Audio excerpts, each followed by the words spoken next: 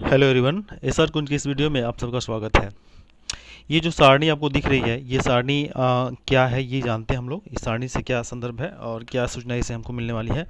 तो ये जो सारणी है, दो चरों में एक रैखिक समीकरण जुग्म द्वारा निरूपित रेखाओं के व्यवहार को तथा हल के अस्तित्व होने के जो प्रकार है उसके सारांश रूप को दर्शाया गया है। तो यहाँ पे ये समझते हैं कि ये जो अगर दो चर वाला रैखिक समीकरण कोई है तो उसको हल करने की दो विधियां हैं। एक विधि है ग्राफी विधि और दूसरी कौन सी, बीजगणितीय विधि। तो जब हम हल करते हैं तो उसका ग्राफी निरूपण कैसा होता है और बीजगणितीय निरूपण कैसा होता है, ये सारी सूचनाएं इस सारणी से हमें प्राप्त होने वाली है। तो आइए देखते हैं इसमें क्या है सूचनाएं प्राप्त हो रही हैं। इसमें आगे बढ़ने से पहले हमको एक चीज क्लियर कर लेना चाहिए कि ये जो है A1 B1 C1 फिर A2 B2 और C2 क्या है, ये अगर आपको इसकी जानकारी हो जाती है तो ये सारणी समझने में आपको काफ़ी आसानी होने वाली है। तो देखते हैं। चलिए यहाँ पे हम सेलेक्ट करते हैं समीकरण जुग्म 2 को। दूसरे समीकरण जुग्म को ध्यान से देखिए।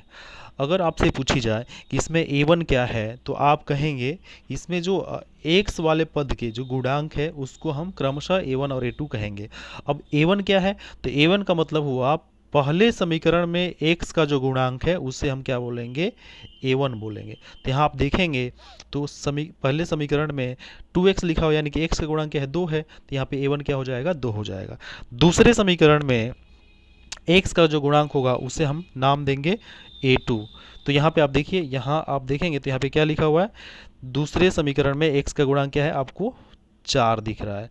तो यहाँ A1 हो गया 2 और A2 क्या हो गया, 4 हो गया, जो यहाँ पे आपको दिख रहा है। तो आपको ये A1 A2 का कंसेप्ट आपको समझ में आया। फिर हम लोग समझेंगे कि B1 क्या होता है। तो देखिए B1 का मतलब होता है, B1 और B2 को हम कैसे समझेंगे, तो पहले समीकरण में जो y का गुणांक है, पहले समीकरण में देखिए यहाँ पे हमको समझना है B1 और B2 समझना है। तो पहले समीकरण में y का गुणांक क्या है, तो यहाँ पे आपको मिल रहा है क्या, 3 मिल रहा है।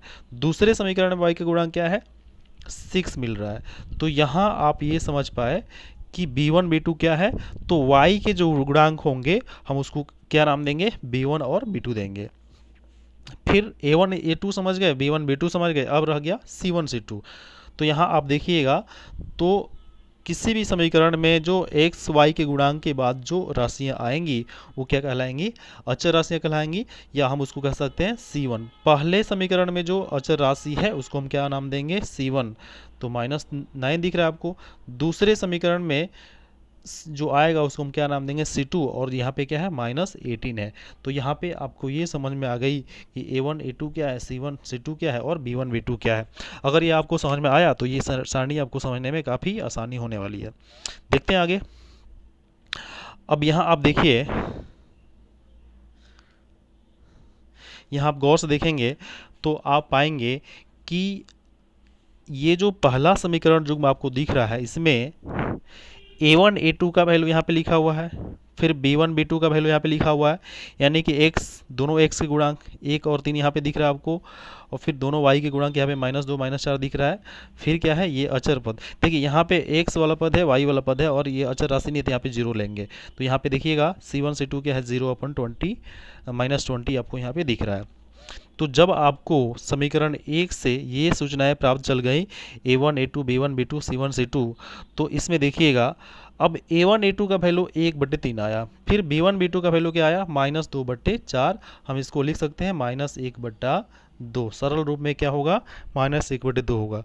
तो आप जब कंपैरिजन करेंगे, तुलना करेंगे A1 A2 और B1 B2 से, तो आप इसके वैल्यू को देखेंगे तो आप पाएंगे कि A1 A2 का जो वैल्यू है B1 B2 के वैल्यू के बराबर नहीं है। तो जब भी कोई समीकरण जुग्म आपको मिले और उसमें ये आपको रिलेशन प्राप्त हो जाए, यानी कि A1 A2 not equal B1 B2, तो आप जब उसका ग्राफी निरूपण के संबंध में कोई भी सूचना देनी है तो आप निश्चिंत होकर कह सकते हैं कि इसका जब हम ग्राफी निरूपण करेंगे तो आलेखी रेखाएं क्या करेंगी, एक दूसरे को क्या करेंगी, प्रतिच्छेद करेंगी। और प्रतिच्छेद करने का मतलब क्या होता है, देखिए अगर पहले समीकरण के लिए आलेखी रेखा प्राप्त हो रही है, यहाँ पे L हो रही है, और दूसरे समीकरण के लिए अगर एम हो रही है आलेखी रेखा प्राप्त, तो ये दोनों रेखाएं एक दूसरे को किसी न किसी बिंदु पे क्या करेंगी, प्रतिच्छेद करेंगी। तो हम इसी को यहाँ पे बोला जा रहा है कि आलेखी रेखाएं क्या होती हैं, प्रतिच्छेदी रेखा होती हैं। तो दोनों समीकरण के अलग अलग रेखाएं, आलेखी रेखाएं जो प्राप्त होंगी वो एक दूसरे को क्या करेंगे, प्रतिच्छेद करेंगे। तो यहाँ पे आपको ये समझ में आया कि अगर A1/A2 नॉट इक्वल B1/B2 तो आलेखी रेखाएं क्या करेंगे, एक दूसरे को प्रतिच्छेद करेंगे। अब आपको पता है कि आलेखी रेखाएं जो प्रतिच्छेद करती है वही बिंदु क्या होता है, उसका हल होता है। तो यहाँ पे आलेखी रेखाएं केवल एक बिंदु पर प्रतिच्छेद करेगी, तो ऐसे समीकरण युग्म का क्या होगा, केवल एक हल होगा, यानी कि इसका हम कह सकते हैं अद्वितीय हल प्राप्त होगा। तो आई होप आपको ये पहला समीकरण युग्म के संबंध में जो भी सूचनाएं प्राप्त हो रही हैं आपको ये समझ में आया होगा। अब यहाँ पे एक और कंसेप्ट आता है कि अगर इसका केवल अद्वितीय हल प्राप्त हो रहा है तो कभी कभी ऑप्शन में अद्वितीय हल न देके ये पूछता है कि क्या ये विरोधी है, अविरोधी है, ये सारी सूचनाएं आपसे पूछी जाती हैं।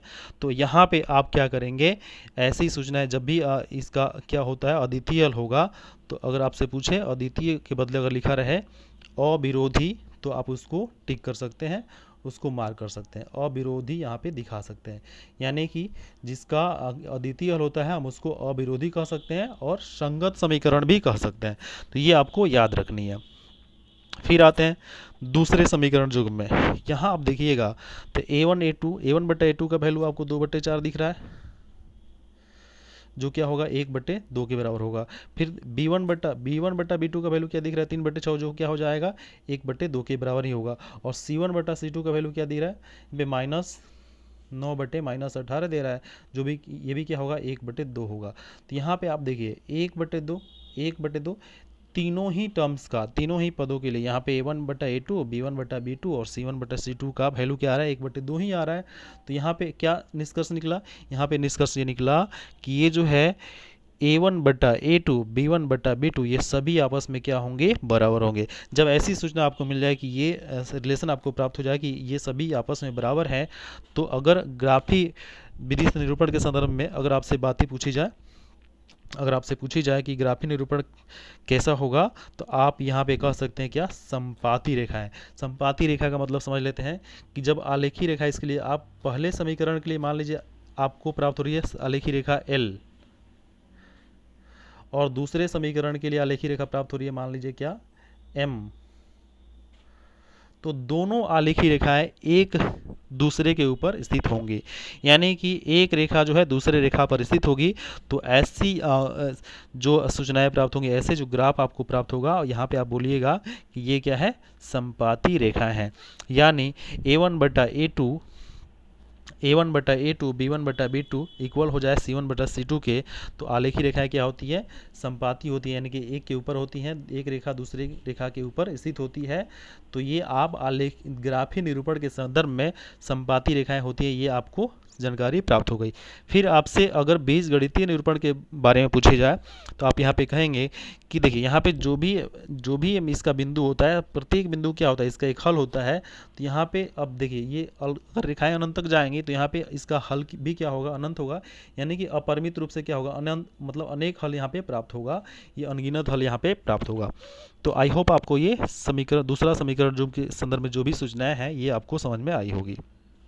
अब यहाँ पे अंतिम देखते हैं।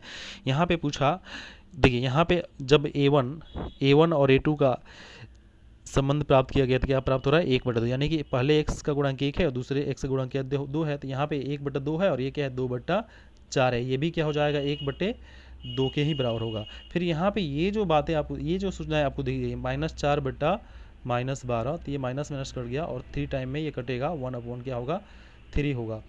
तो आपको ये पता चल गया कि ये क्या है 1/2 है और इसका वैल्यू कितना है 1/2 आया, और ये लास्ट में क्या है 1/3 आया।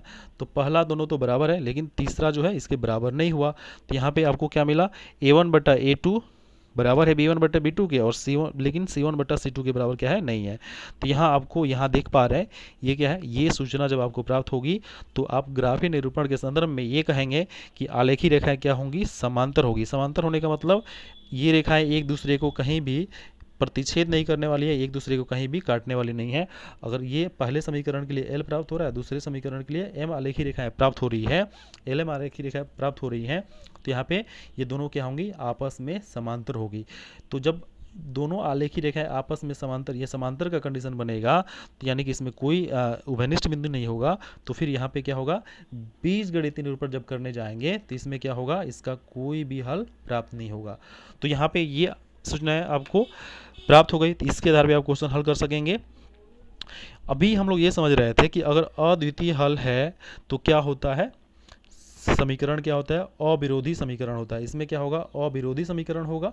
फिर अगर रेखाएं समांतर हो जाए, समांतर यहाँ पे समांतर रेखा हो जाए, तो यहाँ पे क्या होता है, असंगत समीकरण युग्म प्राप्त होता है, असंगत समीकरण युग्म प्राप्त होता है। अगर रेखाएं संपाती, यहाँ देखिए दूसरे कंडीशन में रेखाएं संपाती हो तो समीकरण के अपरिमित रूप से क्या होते हैं, अनेक हल होते हैं। और ये जो समीकरण होता है ये आश्रित होता है, आश्रित, ये ऑप्शन में आपको कभी मिलने वाला है आश्रित, या आपको मिलेगा यहाँ पे संगत, तो आपको इससे विचलित नहीं होना है। ये क्या होती है, आश्रित समीकरण, यानी कि संपाती वाले कंडीशन में आश्रित समीकरण प्राप्त होगा, समीकरण युग्म प्राप्त होगा, या संगत समीकरण युग्म प्राप्त होगा। ये ऑप्शन के अकॉर्डिंग आपको क्या करना है, मार्क करना है, राउंड सर्कल करना है, ये आपको याद होना चाहिए। आई होप ये जो सूचनाएं आपको दी गई हैं इससे आपको क्वेश्चन हल करने में सुविधा प्राप्त होगी। ये यहाँ पे प्रोवाइड क्यों करना पड़ा, देखिए ग्रुप में जो क्वेश्चन दिए गए थे तो बहुत से बच्चों के द्वारा डाउट भेजा गया कि ये क्लियर नहीं हो रहा है, तो उसी को क्लियर करने के लिए ये आपको सूचनाएं दी गई है। मैं आपको ये दिखा देता हूँ। देखिए ये जो दिया गया है ये 34 से लेकर 44 तक इसमें इसी तरह के क्वेश्चन है। आप यहाँ पे देखिएगा तो ये क्वेश्चन जो है अभी जो आपको सारणी समझाई गई इसी आधार पे है, तो आप इसको आप आसानी से हल कर पाएंगे। यहाँ पे देखिए ग्रुप में डेली क्वेश्चन दिए जा रहे हैं जिसमें कुछ बच्चों के द्वारा बहुत अच्छे से मतलब इसके उत्तर दिए जा रहे हैं, और जितने भी इसमें एक्टिव मेंबर हैं वो कोशिश करें कि ज़्यादा से ज़्यादा आंसर देने का डेली, ताकि इस ग्रुप का सही से उपयोग करा जा सके। धन्यवाद।